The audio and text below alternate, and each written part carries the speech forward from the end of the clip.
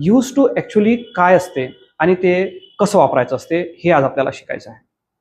तर बघा, use to हे जे हेल्पिंग व्हर्ब आहे, हे ज्या आपल्या भूतकाळातल्या सवयी होत्या त्या सवयींबद्दल बोलण्यासाठी आपल्याला वापरायचं असते. याच्या 3-4 प्रकारच्या रचना आहेत. त्या 3-4ही प्रकारच्या रचना आज आपण वन बाय वन समजून घेऊ. तर सर्वात आधी यूज टूचा जो उपयोग आहे तो पास्ट हॅबिटसाठी होतो हे आपल्याला लक्षात घ्यायचं आहे. पास्ट हॅबिट म्हणजे अशी सवय जी आपल्याला भूतकाळामध्ये होती पण आता ती नाही आहे. जसं कोणी जर म्हणत असेल की मी सकाळी उठायचो, मी लहानपणी सकाळी उठायचो, म्हणजे याचा अर्थ तो आता सकाळी उठत नाही, लहानपणी त्याला ती सवय होती. जसं समजा एखादं वाक्य आहे की राजू सकाळी दूध प्यायचा, म्हणजे याचा अर्थ तो आता पित नाही. मग अशा ज्या सवयी असतात ज्या पास्टमध्ये होत्या, भूतकाळात होत्या पण आता त्या नाही आहेत, आता त्याने डिस्कंटिन्यू केलेल्या आहेत, अशा सवयींबद्दल बोलायसाठी आपल्याला यूज टू वापरायचं असते. मग यूज टू न वाक्य बनवायचे कसे? तर लक्षात घ्या, सर्वात पहिले आपल्याला यूज टू वाक्य बनवताना जो वाक्यातला सब्जेक्ट आहे, जो क्रिया करणारा शब्द आहे, ऍक्शन परफॉर्म करणारा जो शब्द आहे, जे नाउन किंवा प्रोनाउन स्वरूपात असते, ते आधी घ्यायचं आहे. After that we have to place use to. मग आपल्याला यूज टू ठेवायचं आहे. यूज टू कशासाठी ठेवायचं आहे, कोणत्या अर्थाने ठेवायचं आहे? तर असे किंवा असायचो या अर्थाने ठेवायचं आहे. मग यूज टू घेतल्यानंतर वर्बचं पहिलं रूप ठेवायचं आहे. वर्ब म्हणजे कोणतं? Action word. Go, come, eat, sit, read, write. जी ऍक्शन व्हायची, करायची असं आपल्याला म्हणायचं आहे.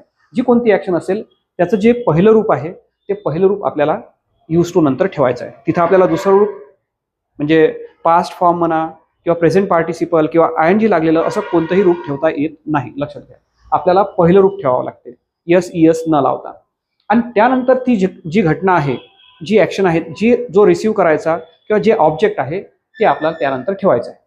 बघा, मराठी वाक्यामध्ये बऱ्याचदा अशा वाक्यांमध्ये मराठीमध्ये त असे, असायचो असे म्हणजे असं sound at the end of the sentence येईल. त्यावरून ओळखायचं की आपल्याला हे यूज टू वाक्य करायचं आहे म्हणून.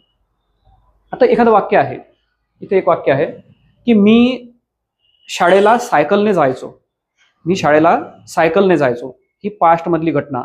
आणि ती आपल्याला यूज टू सांगायची जर असेल तर आपण असं म्हणू शकतो की आय यूज टू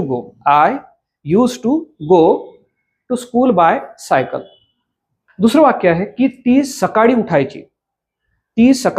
म्हणजे ती सकाळी उठत असे. मग आपल्याला हे वाक्य करताना शी न सुरुवात करावं लागेल. ती म्हणजे शी यूज टू वेकअप म्हणजे उठणे. शी यूज टू वेकअप, ती उठायची. अर्ली, लवकर, ती लवकर उठायची. त्यानंतर my father use to read stories. माझे वडील गोष्टी वाचायचे. माझे वडील यूज टू रीड म्हणजे वाचायचे, वाचत असे. आणि स्टोरीज म्हणजे कहाण्या. माझे वडील कहाण्या वाचत असे, स्टोरीज वाचत असे.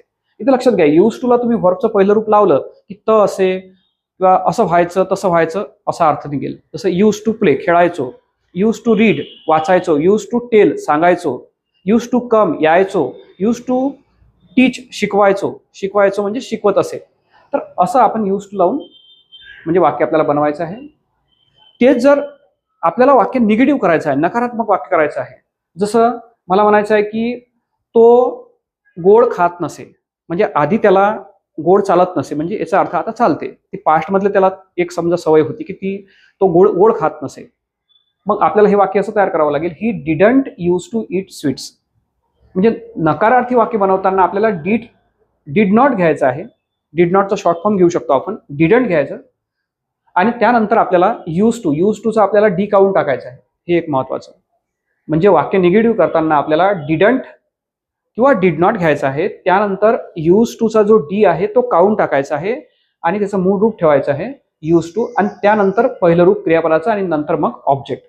म्हणजे रचना अशी असेल, सब्जेक्ट प्लस डिडंट, त्यानंतर यूज टू डी काढलेला, त्यानंतर क्रियापदाचं पहिलं रूप आणि त्यानंतर ऑब्जेक्ट म्हणजे ज्याच्यावरती क्रिया होणार तो शब्द. मग आता इथं आपल्याला म्हणायचं आहे की तो स्वीट्स खात नसे. He didn't use to eat sweets.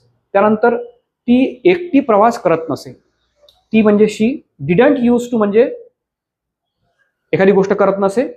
Travel म्हणजे प्रवास करणे. डिडंट यूज टू ट्रॅव्हल, प्रवास करत नसे. अलोन म्हणजे एकटी, ती एकट्याने प्रवास करत नसे. म्हणजे पास्ट मध्ये ही गोष्ट व्हायची, आता तसं नाहीये असा त्याचा अर्थ. My brother didn't use to drink tea. माझा भाऊ चहा पित नसे. म्हणजे याचा अर्थ आता ते सवय त्याची तुटली, आता पिते असाचा अर्थ होते. तर my brother didn't use to drink tea. माझा भाऊ चहा पित नसे. जी गोष्ट होत असे किंवा होत नसे आपल्याला म्हणायचं असते ते वाक्य आपण यूज टू ने किंवा डिडंट यूज टू आपण करतो. आता आपण बघू की यूज टू सारखेच काही शब्द आहेत की जे कधी कधी वापरताना आपलं कन्फ्युजन होते. जसं यूज टू सारखाच उपयोग सिंपल पास्टचा केला जातो, त्यासारखाच उपयोग कधी कधी उडचा पण होतो. पण यूज टू सिंपल पास्ट आणि उड यांच्या वापरामध्ये थोडाफार फरक आहे. यूज टू आपल्याला कधी वापरायचा असतो, जेव्हा एखादी ॲक्शन भूतकाळामध्ये व्हायची आणि ती सवय होती, सवयसारखी होती, तेव्हा आपण यूज टू वापरतो. जसं समजा मला म्हणायचं आहे की मी रोज सकाळी फिरायला जायचो, तर या वाक्यरचनेमध्ये आपण यूज टूचा उपयोग करू. आता सिंपल पास्ट कधी वापरायचं, एखादी घटना पास्टमध्ये व्हायची, रिपीटेडली व्हायची, पुन्हा पुन्हा व्हायची, पण तिला आपण सवय म्हणू शकत नाही. जसं मी लहानपणी माझ्या मामाच्या घरी राहायचो. कोरोना पॅन्डेमिकमध्ये आम्ही घरातच बसायचो. म्हणजे हे दोन्ही वाक्य पहा तुम्ही, हे दोन्ही वाक्याला सवय म्हणता येणार नाही. या घटना भूतकाळामध्ये व्हायच्या, पण म्हणजे पुन्हा पुन्हा व्हायच्या. एकचदा राहिलो असं त्याचा अर्थ नाही. पुन्हा पुन्हा समजा राहायचं काम पडलं, पण त्याला सवय म्हटलं जाऊ शकत नाही. मग अशी जर घटना असेल तर तुम्हाला सिंपल पास्टने त्या घटनेबद्दल बोलायचं आहे. सिंपल पास्ट म्हणजे कर्ता, क्रियापदाचं दुसरं रूप आणि ऑब्जेक्ट, हे आपण याआधी शिकलेलो आहे. सिंपल पास्टचा उपयोग दोन गोष्टीसाठी केला जाऊ शकते. एकतर जी घटना भूतकाळामध्ये झाली, एकदा झाली, त्यासाठी सुद्धा आपण सिंपल पास्ट वापरू शकतो. आणि जी घटना रिपीटेडली व्हायची, पुन्हा पुन्हा व्हायची, पण तिला सवय म्हणून आपण कन्सिडर करू शकत नाही, अशा घटनेसाठी सिंपल पास्ट वापरायचं. त्यानंतर उड सुद्धा आपण म्हणजे यूज टू किंवा सिंपल पास्ट सारखं कधी कधी वापरतो, पण त्यामध्ये सुद्धा थोडा फरक आहे, मायन्यूट डिफरन्स आहे. एखादी गोष्ट भूतकाळामध्ये घडायची, रिपीटेडली घडायची, बिलकुल यूज टू सारखं, सिंपल पास्ट सारखं. यूज टू मध्ये काय होतं की ती सवय होती. सिंपल पास्टमध्ये काय होतं, आपण तिला सवय म्हणू शकत नव्हतो. आणि वूड मध्ये ऍक्शन रिपीटेडली व्हायची, आता त्या भूतकाळामध्ये होणाऱ्या त्या ऍक्शनला मिस करतो आहे आपण, नॉस्टॅल्जिक फील करतो आहे. जसं समजा माझे वडील मला गोष्टी सांगायचे, ते नेहमी कहाण्यांचे पुस्तक वाचायचे, आम्ही सगळे मित्र एकत्र खेळायचो, शेकोट्याच्या भोवताल बसायचो आणि तासनतास गप्पा करायचो. ह्या सगळ्या गोष्टी कशा आहेत, नॉस्टॅल्जिक आहे, ज्या आपण मिस करतो आहे. म्हणजे भूतकाळामध्ये होणाऱ्या घटना, रिपीटेडली होणाऱ्या घटना, पण ज्या आपण मिस करतो आहे. मग अशा ज्या घटना आहेत त्या घटनांबद्दल बोलायसाठी वूड वापरायचं. म्हणजे तिघांमधला फरक लक्षात आला असेल तुमच्या. तीनही घटना भूतकाळामधल्या पुन्हा पुन्हा होणाऱ्या घटनांसाठी वापरल्या जातात, पण यूज टू कशासाठी, तर ती जर एखादी सवय असेल त्यासाठी. सिंपल पास्ट कशासाठी, जी घटना पुन्हा पुन्हा व्हायची पण तिला आपण सवय म्हणू शकत नाही. आणि वूड कशासाठी, की जी घटना पुन्हा पुन्हा व्हायची सिंपल म्हणजे पास्टमध्ये, पण तिला आपण आता मिस करतो आहे, त्याच्याबद्दल नॉस्टॅल्जिक फील करतो आहे. मग आता या व्यतिरिक्त आणखी यूज टूचा उपयोग कोणता आहे पहा. जेव्हा तुम्ही एखाद्या गोष्टीची तुम्हाला सवय होत आहे असं म्हणायचं असेल तर गेट यूज टू वापरतो. आणि सवय आहे ऑलरेडी, म्हणजे सवय झालेली आहे एखाद्या गोष्टीची, तर आपण ही रचना वापरतो, ज्याच्यामध्ये आपण सब्जेक्ट घेतो, मग आपण टू बी म्हणजे ॲमिजार पैकी एक घेतो, मग यूज टू घेतो. आणि यूज टू नंतर या रचनेमध्ये लक्षात घ्या, याआधी आपण ज्या रचना केल्या त्या रचनेमध्ये आपण बघा, ही जी रचना होती ज्याच्यामध्ये आपण पास्ट बद्दल बोलत होतो, पास्ट मधल्या सवयीबद्दल बोलत होतो, त्यामध्ये आपण यूज टू नंतर क्रियापदाचं पहिलं रूप घेतलं होतं. आता आपण जे घेतो आहे बघा, आता याच्यामध्ये आपण यूज टू सोबत नाऊन म्हणजे क्रियापदाचं पहिलं रूप घेत नाही आहे, आपण नाऊन घेतो आहे. जेरंड म्हणजे वर्क पासून बनवलेला noun, going, coming, eating, reading, writing, याला जेव्हा नाऊन सारखं वापरलं जातं तेव्हा त्याला जेरंड म्हणतो आपण. तर असं समजा नाऊन किंवा जेरंड आपल्याला घ्यायचं असते यूज टू नंतर, आणि या यूज टूच्या आधी आपल्याला ॲमिजार घ्यायचं असते या रचनेमध्ये. आणि ही रचना वापरायची कधी असते, जसं एखादी गोष्टी मला सवय झाली आहे असं म्हणायचं आहे.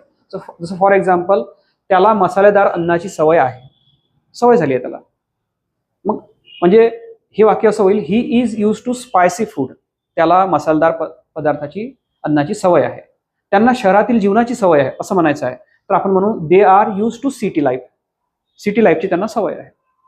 तिला इंग्रजीत बोलण्याची सवय आहे, आपण म्हणू she is use to speaking in English. इंग्लिशमध्ये बोलायची सवय आहे. म्हणजे एखाद्या गोष्टीची सवय आहे असं जर म्हणायचं असेल तर आपल्याला तो सब्जेक्ट वाक्यातला जो कर्ता आहे तो घ्यायचा, त्यानंतर टू बी म्हणजे एमिजार पैकी एक घ्यायचं, मग यूज टू ठेवायचं आणि यूज टू नंतर आपल्याला नाऊन ठेवायचं.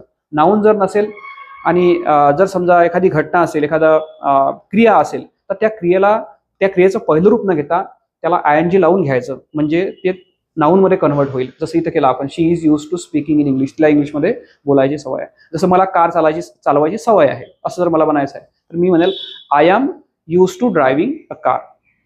आम्हाला लोकांसोबत बोलण्याची सवय आहे. We are use to speaking people. त्यांना खोटं बोलण्याची सवय आहे. They are use to telling lies. तर अशा पद्धतीनं आपण एखाद्या गोष्टीची सवय आहे असं म्हणायचं असेल तर ही रचना वापरू शकतो. मग आहे एखाद्या गोष्टीची सवय होत आहे, सवय करत आहे. बऱ्याचदा आपल्याला काही काही गोष्टी आपल्याकडे नवीन असतात, काही टेक्नॉलॉजी नवीन असते. उदाहरणार्थ आता स्मार्ट बोर्ड आहे. स्मार्ट बोर्ड वापरायची सवय बहुतेक शिक्षकांना नव्हती. आता हे शिक्षक लोक त्याची सवय करत आहेत. मग आता हे वाक्य कसे करायचे? एखाद्या गोष्टीची सवय करत आहे तर मग पुन्हा रचना पहिल्यांदा सब्जेक्ट घ्यायचं, मग आहे या अर्थाने एमिजार घ्यायचं, मग त्याला गेटिंग यूज टू लावायचं, म्हणजे गेटिंग यूज टू ह्या अर्थाने की सवय करत आहे. आणि त्यानंतर मग पुन्हा आपल्याला लक्षात घ्या नाऊन घ्यायचं आहे, जिरण घ्यायचं आहे जर वर्ब असेल तर, आणि मग ऑब्जेक्ट घ्यायचा आहे. जसं तो नवीन नोकरीची सवय करत आहे, तो म्हणजे ही इज म्हणजे आहे, तो आहे. नवीन नोकरीची सवय करत आहे, he is getting use to. Getting use to म्हणजे सवय करत आहे. He is getting use to the new job. नवीन नोकरीची तो सवय करत आहे. ते थंड हवामानाची सवय करत आहेत, तर they are getting use to सवय करत आहेत. They are getting use to the cold weather. मी ट्रॅफिकमध्ये गाडी चालवण्याची सवय करत आहे, तर I am getting use to driving in traffic. त्यानंतर ती लवकर उठायची सवय करत आहे, म्हणजे तिला लवकर उठायची सवय नव्हती पण आता क्लासेसला तिला जावं लागते म्हणून मग ती सवय करत आहे, सवय लावत आहे. तर अशा वेळेस आपण म्हणू she is getting use to waking up early. आता काही मुलांना ऑनलाईन क्लासेस करायची सवय नव्हती पण ते आता सवय करत आहेत. They are getting use to online classes. म्हणजे कोणत्याही गोष्टीची सवय करत आहे असं जर म्हणायचं असेल तर तुम्हाला काय करावं लागेल? गेटिंग यूज टू ही फ्रेज वापरावी लागेल. मग आता इथे काही वाक्य आहेत, जसं समजा मी लहानपणी रोज मित्रांसोबत खेळायला जायचो. आता तुम्हाला इथे यूज टू वापरायचं की सिंपल पास्ट वापरायचं किंवा वूड वापरायचं हे तुम्हाला ठरवायचं आहे. कारण हे वाक्य आता मराठीमध्ये सारखंच वाटते, खेळायला जायचो, खेळायला जात असे, पण आपल्याला यूज टू वापरायचं, सिंपल पास्ट वापरून हे वाक्य करायचं की वूड वापरून करायचं हे ठरवावं लागेल. आणि थोडक्यात आपल्याला असं म्हणता येईल की यूज टू जो आहे तो कशासाठी वापरायचा? पास्ट हॅबिटसाठी, पण जी पास्ट हॅबिट डिस्कंटिन्यूड झालेली आहे, सध्या नाही आहे. त्यानंतर वूड कशासाठी वापरायचा? ज्या पास्ट मधल्या पुन्हा पुन्हा होणाऱ्या ऍक्शन बद्दल आज आपण नॉस्टॅल्जिक फील करतो, ज्या सवयीबद्दल म्हणा किंवा ज्या गोष्टीबद्दल नॉस्टॅल्जिक फील करतो त्याची आपल्याला आठवण येत आहे, आपण त्याला मिस करतो आहे, त्याच्यासाठी वूड वापरायचं. सिंपल पास्ट कधी वापरायचं? जी ऍक्शन पुन्हा पुन्हा व्हायची पण तिला सवय म्हणता येणार नाही. आणि बी यूज टू कधी वापरायचं? जर एखाद्या गोष्टीला आपण फॅमिलियर झालो आहे, त्याला आपल्याला सवय झाली आहे, तर मग to be plus use to, एमिजार प्लस यूज टू वापरायचं. त्यानंतर एखाद्या गोष्टीची आपण सवय करत आहे, फॅमिलियर होत आहे असं जर म्हणायचं असेल तर गेट यूज टू ही जी रचना आहे ही रचना वापरायची. अशा पद्धतीनं आपण यूज टूचा उपयोग करायचा. आणि जर समजा तुम्ही यूज टूचा व्यवस्थित उपयोग केला तर तुम्हाला डेली कन्व्हर्सेशनमध्ये पास्ट मधल्या अशा सवयीबद्दल बोलण्यासाठी खूप जास्त मदत होईल. Thanks for watching.